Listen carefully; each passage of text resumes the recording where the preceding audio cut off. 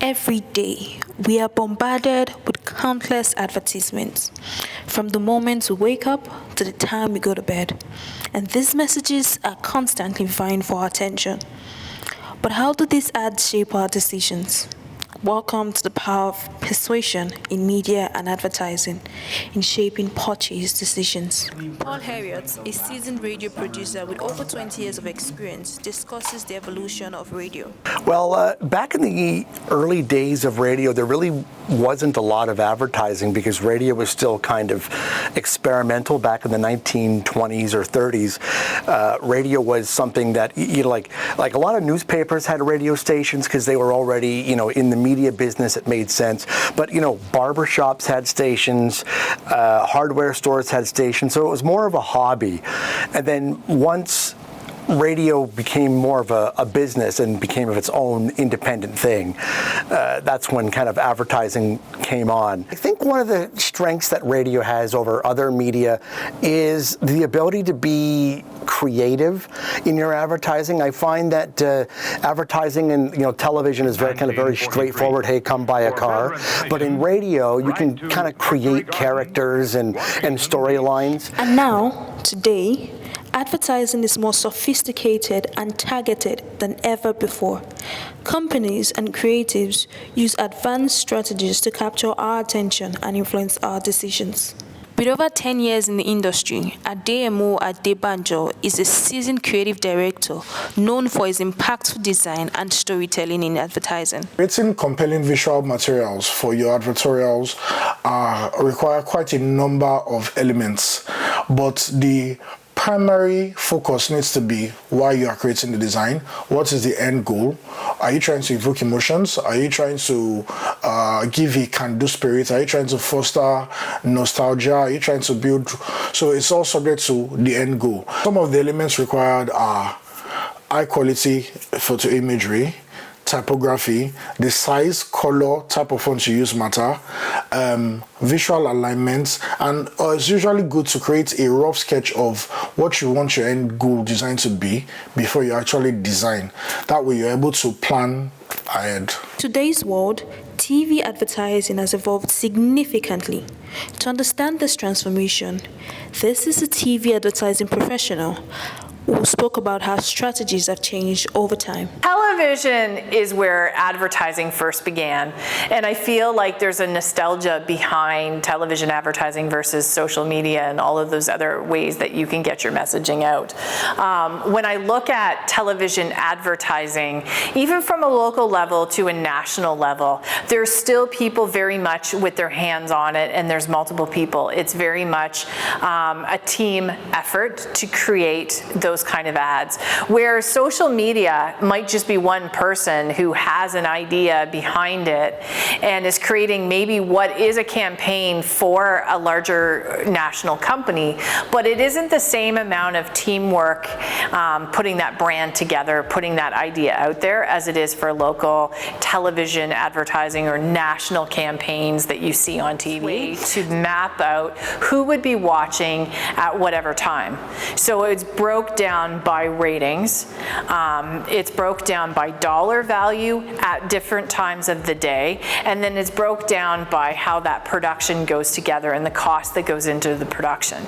So you've got to pick those prime time spots. So at one time, newscasts is where it would really land, and that's where people were paying to put their ads. 6 o'clock newscast was the prime time for everybody because they knew parents were sitting down having dinner, and they wanted to know what was happening during that day. So there could be ads that were placed in there strategic to get parents to take their kids to theme parks. There would be places to advertise getting people to, go out to a restaurant or buy furniture or whatever. TV is still very magical in a lot of ways.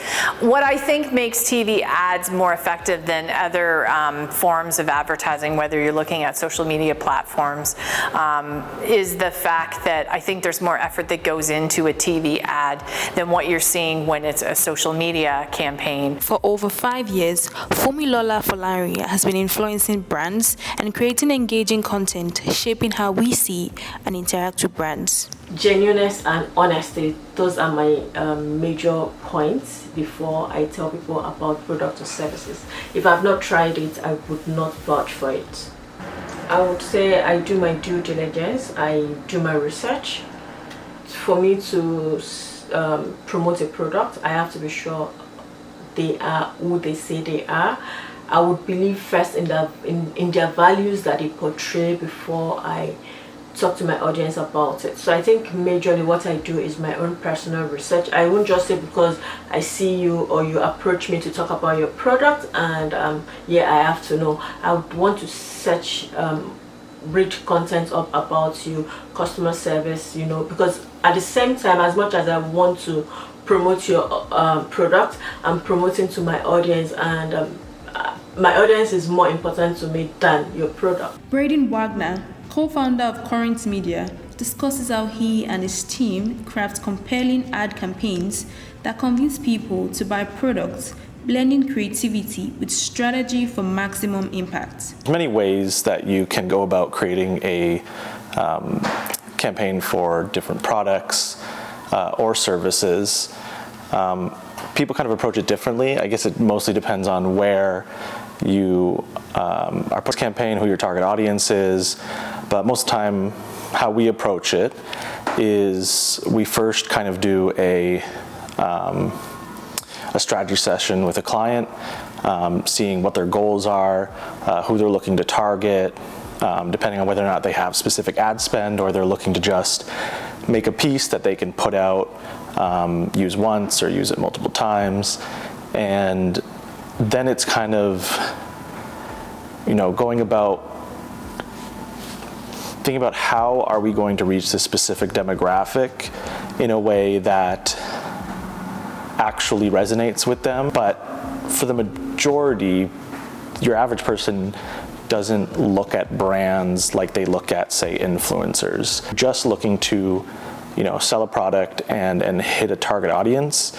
It comes down to a lot of what we call A/B testing. One of our clients, Henson Razors, they're probably the best example of this kind of targeted marketing, because, you know, we'll go and we'll shoot content for them, and then our editors will, you know, put out upwards of 5 to 8 pieces of content a week, varying in different lengths, different tones, trying to, you know, target their center demographic, which is men that suffer from some shaving problems, whether it be having irritation or just having an uncomfortable shave.